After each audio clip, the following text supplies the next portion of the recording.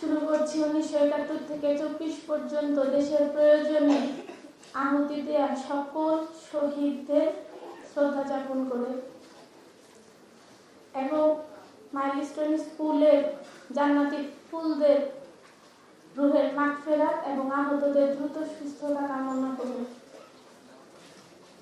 আমরা এমন একটা রাষ্ট্রে বাস করি যেখানে ঘর থেকে রাজপথ পর্যন্ত প্রতিটা জায়গায় মানবাধিকার লঙ্ঘন হয়, আর এই লঙ্ঘন হয় বলেই হয়েছিল 24-এর গণ অভ্যুত্থান। আমার দেশের পুলিশ বাহিনী, আমার দেশের প্রতিরক্ষা বাহিনী আমার সন্তানের ঘাতক। আমার ট্যাক্সের টাকায় কিনা গুলি আমার সন্তানের বুকে। আমরা এমন একটা দেশে বাস করি।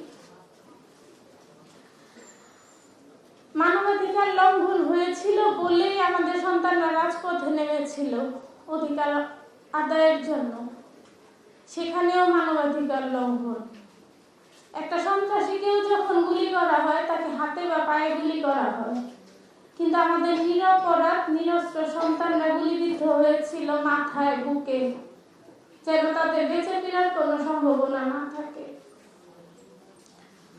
আনাসের এই আন্দোলনে অংশগ্রহণ করার একটাই উদ্দেশ্য ছিল যে তার ভাইরা, অদেখা ভাইরা রাজপথে নেমে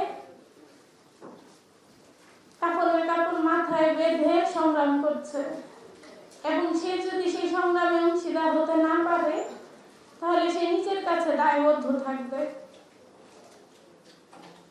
তো প্রতিদিন আন্দোলনে যাওয়ার জন্য তার বাবার কাছে অনুমতি চেয়েছে, বাবা অনুমতি দেয়নি।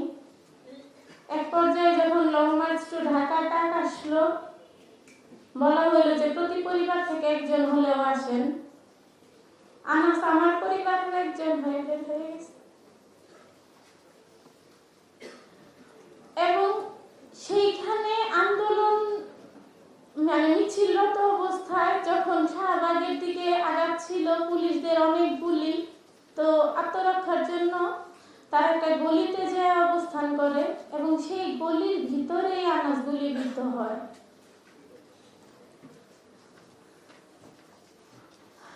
পৃথিবীর ইতিহাসে এরকম কোন রাষ্ট্রে হয়েছে কিনা আমি জানি না যেখানে নিজের দেশের প্রতিরক্ষা বাহিনী তার দেশের মানুষের বুকে গুলি চালায়।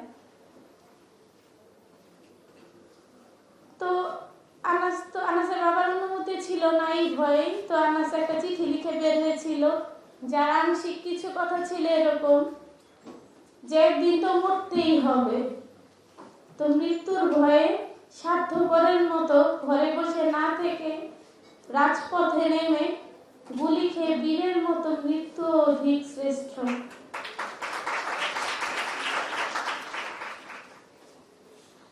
যে অন্যের জন্য নিজের জীবনকে বিলিয়ে দেয় সেই প্রকৃত মানুষ। আমি যদি আর বেঁচে না ফিরি, কষ্ট না পেয়ে গর্বিত হয়েও জীবনের প্রতিটি ভুলের জন্য ক্ষমা চাই। এটা ছিল আনাসের বাবা মায়ের কাছে আনাসের শেষ কথা। আর আপনাদের কাছে আমি একটা কথা বলতে চাই, এখানে আজকে আসছি হিউম্যান রাইটস সাপোর্ট সোসাইটিতে। এখানকার কর্তব্যরত প্রত্যেকজন সদস্যের কাছে আমি এটা বলতে চাই যে এই 24-এর শহীদরা আমাদের একটা নতুন বাংলাদেশ বিনির্মাণের জন্য শহীদ হয়েছিল, নিজের জীবনকে অকাতরে বিলিয়ে দিয়ে গেছে। আমরা দায়বদ্ধ তাদের প্রতি। তো এই দায়বদ্ধতা আমরা কিভাবে কাটাই উঠতে পারি? আমরা প্রত্যেকে নিজের অবস্থান থেকে এমন একজন প্রকৃত মানুষ হওয়ার চেষ্টা করি যে অন্যের জন্য, অন্যের পরোপকারে নিজের জীবনকে উৎসর্গ করবে এবং নিজের কাজের মাধ্যমে অন্যের উপকার করবে, এরকম একটা জীবন যেন আমরা গঠন করি। এটা হচ্ছে এই হিউম্যান রাইটস সোসাইটি প্রত্যেকজন ভলেন্টিয়ারের কাছে আমার অনুরোধ যে আমাদের সন্তানদের রক্ত যেন বৃথা না যায়, এজন্য আমরা প্রত্যেকে কাজ করি যার যার অবস্থান থেকে। আসলে এখানে যদি সারাদিনও কথা বলি, আমাদের যে কষ্ট, যে শূন্যতা, সেটা কখনো পূরণ হবে না। কিন্তু আমার একটা কথার দ্বারা আপনারা যদি একজন আরেকজনের দাঁড়ান, একজন আরেকজনের পরোপকারে নিজেকে নিয়োজিত করেন, এভাবেই একটা সুন্দর বাংলাদেশ বিনির্মাণ সম্ভব। আমি আশা করব যে এই 24-এর সকল শহীদ এবং আহত সন্তানদের প্রতি এই ঋণের দায়বদ্ধতা থেকে আমরা সবাই একে অন্যের সাথে কাঁধে কাঁধ রেখে ঐক্যবদ্ধ হয়ে কাজ করবো একটা নতুন বাংলাদেশ বিনির্মাণের। যেই নতুন বাংলাদেশ গড়ার স্বপ্ন দেখে আমাদের সন্তানরা শহীদ হয়েছিল, আজকে আমরা শহীদ জননী হয়েছি, সন্তান হারা মা হয়েছি।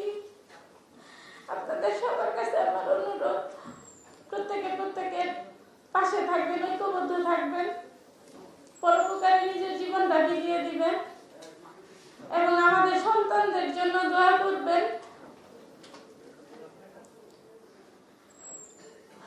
অনেক কৃতজ্ঞতা প্রকাশ করছি এখানে আমাকে কথা বলার সুযোগ দেওয়ার জন্য। সবার কাছে দোয়া চাই। আসসালামু আলাইকুম।